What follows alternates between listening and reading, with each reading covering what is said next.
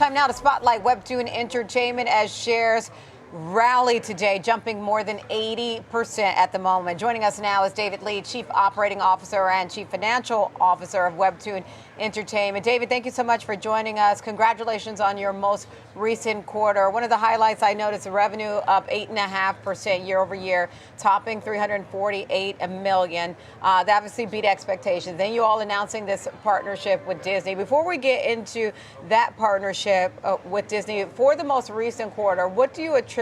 What were the biggest drivers?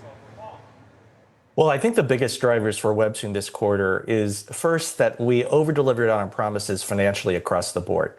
So this is a quarter where, as you mentioned, our revenue, our bottom line, which we released as adjusted EBITDA, and I think the quality of the earnings we released all exceeded expectations.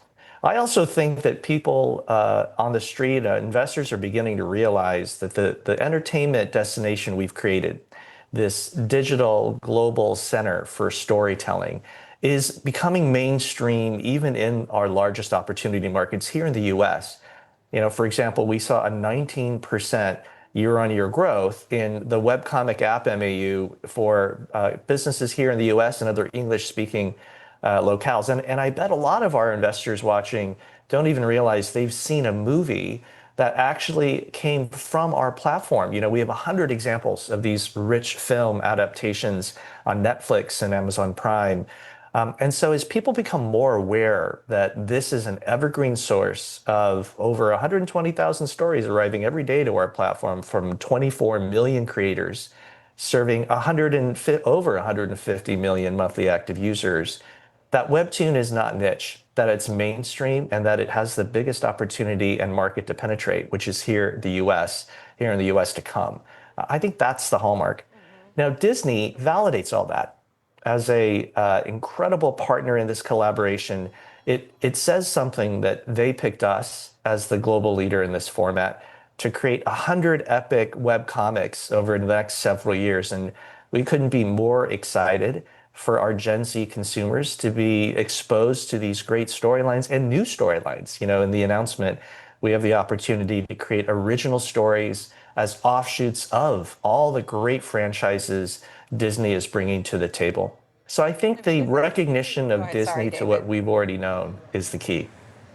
I think this is huge news. The fact that Disney tapped you all, I mean, that is a, strong name. You're going to have some strong names coming to your wheelhouse, the iconic Marvel, Star Wars, other titles. How significant do you see that in terms of, or what's the role you see that in terms of audience growth?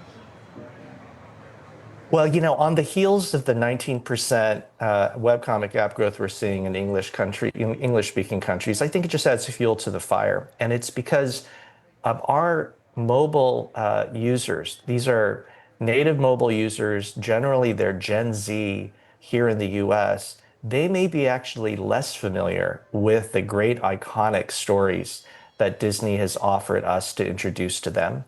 And at the same time, I think the ability to provide Disney a chance to engage with an audience that spends 30 to 60 minutes every single day trying to find the next hit story creates a growth opportunity for both sides. I think it's very significant.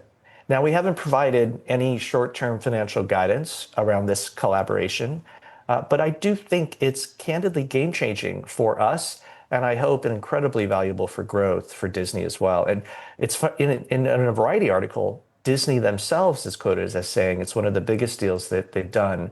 And they acknowledge us as one of the leaders, the leader, they say, in the space we're in. So we're very excited.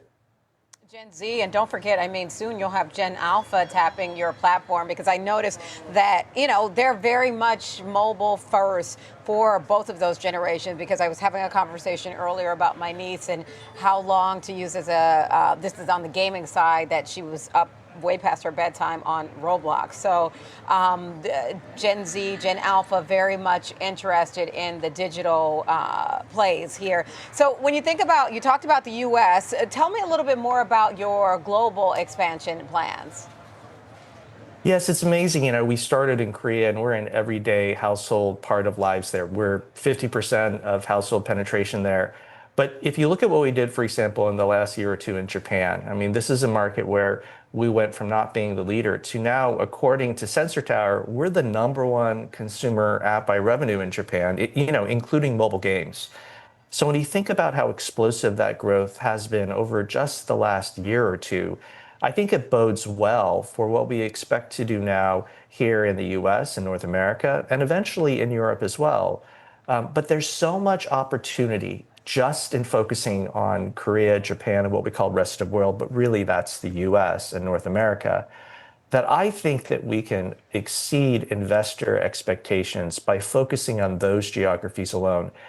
We are sub 5% penetrated in the US, and yet we've demonstrated we can be up to 50% penetrated. And it turns out every geography loves a great story, increasingly independent of what language it originally was created in. So we think that the expansion in the US and our continued growth in Japan is going to provide a lot of return to our investors. Let's talk a little bit about your creator base. You all have paid out $2.8 billion to creators since 2017. Obviously, you want to reward creators for what they bring to you in terms of the eyeballs. How do you balance that rewarding creators while also trying to scale profitability? I think we've reached a level of scale as a company where you see we're generating positive adjusted EBITDA. And when you look at the amount of cash we report on our balance sheet, it's clear that we are very stable. As a company, we are generating operating profit and cash flow. Now, having said that, we need to provide the provision of a global audience to our creators, and we are creator first. I think we're the only company that established at the very founding of our company that we would fair share a future stream of revenue that we yet don't know how big it will be. Many of these amateur creators that we discover and become global had full-time jobs. Almost all of them did. There are so many stories of kindergarten teachers, graphic designers who were able to quit their full-time job because on Webtoon alone, they became a global storyteller. And then you see their work then off our platform on Amazon or Netflix or Tubi. So being able to say we can afford to provide that aligned share of revenue on the future growth of our creators makes it easy for us to introduce technology, for us to use technology to serve their future growth because we're aligned.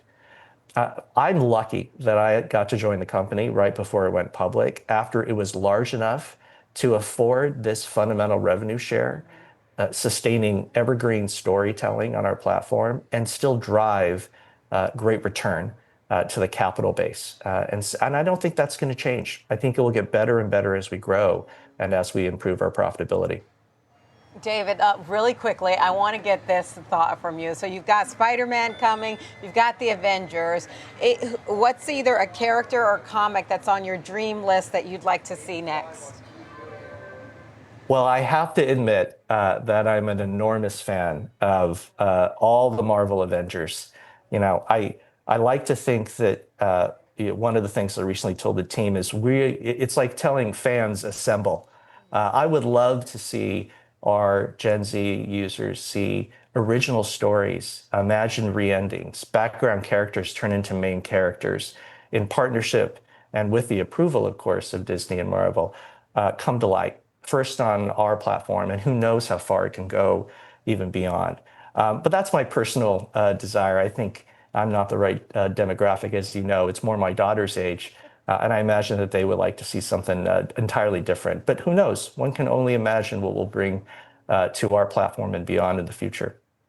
Your daughter, my niece, my son, they'll let us know what they're interested in. All right, David, thank you again so much, and congratulations again on your most recent quarter.